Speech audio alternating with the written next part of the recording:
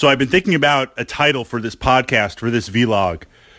This might be a good title. It might be a placeholder. The 40K place, where we're trying to go. And this was building on some comments on my blog, focusing on a recent article about, as a player, not only my evolution in 40K over the years to the various armies that I enjoy, but also navigating the different editions, but also from the perspective of a new player, someone new to 40K. I mean, that's a very exciting time.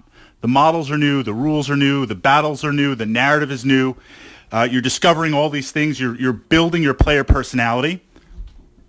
And I define player personality as the type of games, the type of missions, the type of scenarios that really draw you in and that you really, really like to play. So exploring all this, one of the things, being a veteran player, I'm trying to think of a good description for that, not necessarily a superior player, but someone that has played a lot of 40K, there's certain things I take for granted. And what I mean by that is certain calculations, in theory, certain tactics that I'm leveraging and making work, in theory. I say in theory because no one's perfect, but there's certain things going on behind the scenes as I'm playing that just happen naturally. An analogy is maybe sports, right? The ball's coming at you, you're just going to kind of naturally reach up and catch it on there. There's a lot of core mechanics, judging distance, judging timing, positioning, all that you develop, but eventually at some point something clicks and you just do it. And maybe you get the ball, maybe you don't. Maybe I win the game, maybe I don't. So I was asked over the next couple of 40K podcasts, and from then there we're going to jump into Necrons. There's been some requests for Grey Knights, but I feel like Crons need a little love, especially with Kill Team. We're going to look at some Kill Team. But I want to follow up first 2 or 3 quick podcasts, these 40K fundamentals, this 40K thought process. So the first place where we're trying to go is this idea of not having to think about your army. And the first time I achieved this was with my Way of Samhan, my Samhan Warhost, because I was playing the army so much. I mean, at that time, I was playing 40K 3, 4, 5 games a week. I mean, on Mondays, I would go get in a game or two, Battle for Salvation. Fridays, we'd go to Comic Book Heaven at about noon.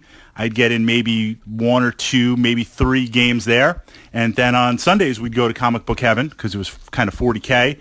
And I'd get in at least 1 or 2 games right there. And that's not counting maybe during the week, Jawa Balls would come over, or War Master Matt or Brother Captain James, and maybe we'd like play at my place. I say that as an illustration of I was admittedly obsessed playing way too much 40K. But what I noticed, because the acceleration was so quick, and also feeding into my development at 40K at the time, and we looked on this on another podcast, was I started my blog, Way of Samhan.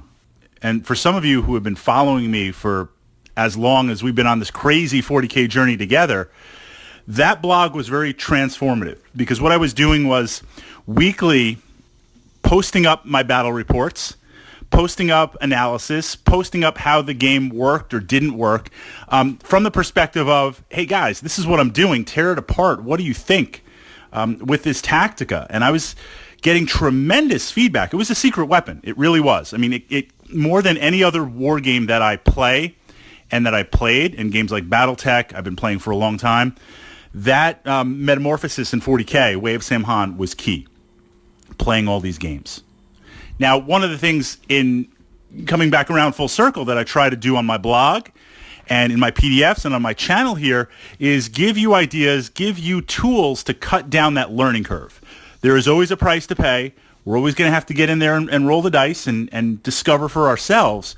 But by listening to podcasts, by watching battle reports, by playing games, maybe what I've learned, I don't know the exact number, but we're going to throw a number out there. Maybe what I learned in 25 games, I can get it down, you can get it down, we can get it down to 15, maybe 10. It's kind of this kind of program of evolution. The big shift in my game was where I got to a point with my Samhan Warhost where I knew what everything could do. I knew, and well, that's kind of nebulous, right? Let's kind of, I have a group of jet bikes. I knew, based on the other codexes at the time and based on the rule structure, that if I took these 2 jet bikes and maybe this Viper group, I could wipe out a unit of Marines. I knew what each unit, as they worked together and independently, was capable of doing. Reasonably so. I mean, yes, 40K is a dice game.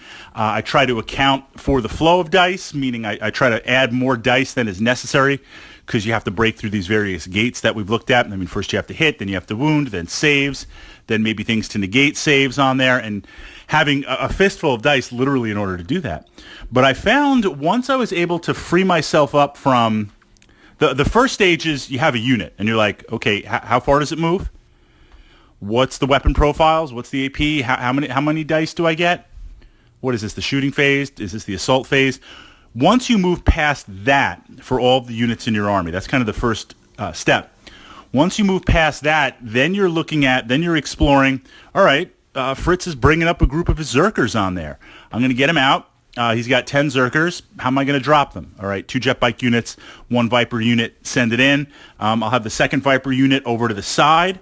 I will shoot that last, so this way if it needs to throw some extra dice at those Zerkers, because I'm rolling awful, it'll take it out. But most likely I won't need it, but I'll also be in a position to then shoot to the right of me and take out something else, right? Once you can make those calculations without thinking about it, this now opens us up to the point of 40K that I feel is very, very potent. This was the transformative moment.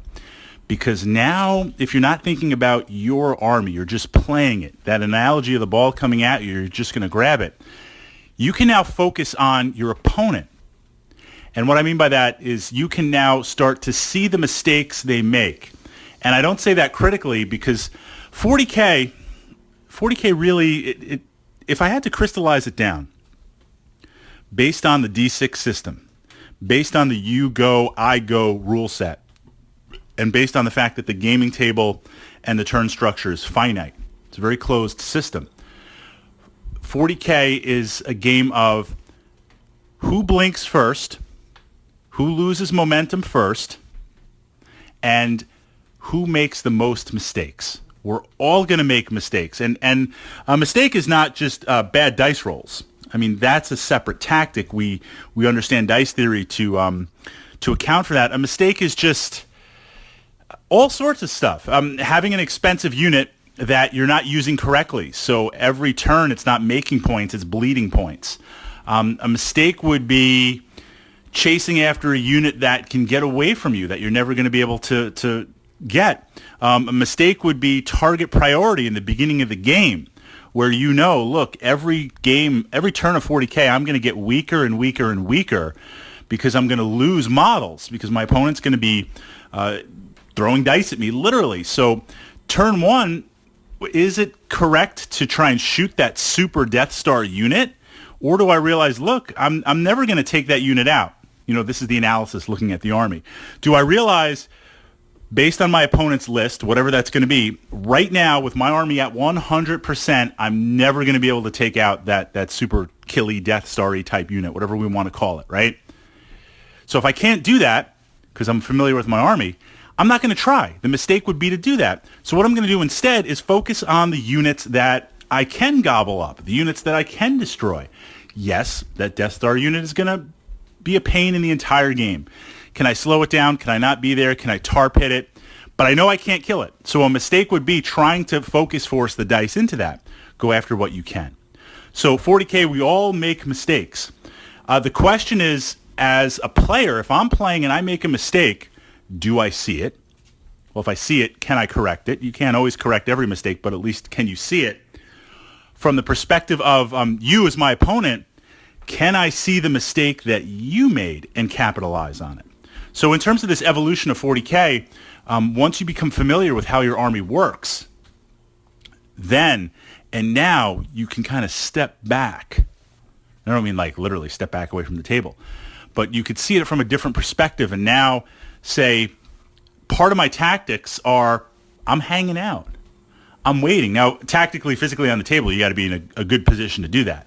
That's why usually we want to occupy the center of the table as quickly as we can and kind of hang out. because when you make a mistake, I will be able to radiate out to any section of the table. Think of like a circle, spokes and wheels. I'll be able to radiate out, and whether that's shooting, whether that's assaulting unit, whether that's putting units next to your unit, kind of that table quarter type thing, whatever it's going to be, I'm in a position to do that. If I'm back in my deployment zone and you make a mistake and I see it, so it's being able to see the mistake and capitalize on the mistake. And once you can make this transition, and it's not going to happen every game, right? We're not perfect, but once you make this transition, the effect that it has on your opponent, and I've been there and I've experienced it. I've had this done to me, where you just like, if you're making I am making mistakes, and you are capitalizing on them. That leaves me with two types of feelings. If I'm not aware that I'm making mistakes, if I'm not even aware of my mistakes, the self-discovery, then it just feels like I'm losing units everywhere. I hate 40K. I'm losing units everywhere. I have no idea what's going on. This is just insane. If I'm aware that I'm making mistakes, then it creates almost more frustration, because I'm like, I realize I messed that up, but my opponent just seems to be everywhere on the table, and there's nothing I can do about it. It's a very interesting, elevating the tactics to another level on there. That's where I'd like us to go. That's where I try to go with all of my 40K armies. That's where I try to go with all of my BattleTech armies. That's where I try to go really with any game, with the exception of Chain of Command, historical World War II, simply because that level of game being historicals, there's a lot of imbalance. And I mean that in a good way. The army lists are imbalanced. The time period is imbalanced. It's not balanced on there. The missions are not balanced. It's literally like, here's the history in the moment. So if you're playing, late war, invasion of Fortress Europe, if you're playing the Germans, when I play my Germans, yes, I have access to Tigers and King Tigers, but not in a lot of numbers. My infantry platoons are very small. There's not a lot of veterans left. I mean, it's really under the crunch, and I'm on the defensive in that I'm defending from a lot of different attacks. If you are playing the Americans at that point in the war, they've got everything. Their infantry platoons are huge. They have support. They have bazooka teams. They have machine gun teams. They have access to lots and lots of tanks, where, yes, the German tanks might be a little more superior, but the firepower of the American tanks, because they're so numerous, it's crazy. So when you play that game, at that time period, you're like, wait, what the heck is going on? From the German perspective. If I play it early war, so it's that type of historical type of gaming, where it's not so much the player, it's you're given the pieces, and the pieces are inserted into a time period. So this too when I was playing a lot of my DBA Romans and stuff, and with a friend of mine, this was a while ago, when he had all the miniatures, he had all the terrain, he had everything. So it was like gold. It was amazing. When we were playing Napoleonics, and I really had to dive into that time period. It's almost like history lessons with that, to try and understand the game and the nuances of it, because it was not subject to mistakes or other things like 40K. It was subject to the history on there. But this is, in all the games that are non-historicals, this is where I've tried to go. This is what I've tried to do. This is where I'd like us to focus at least the next 2 or 3 podcasts. Then we're jumping in to Crons.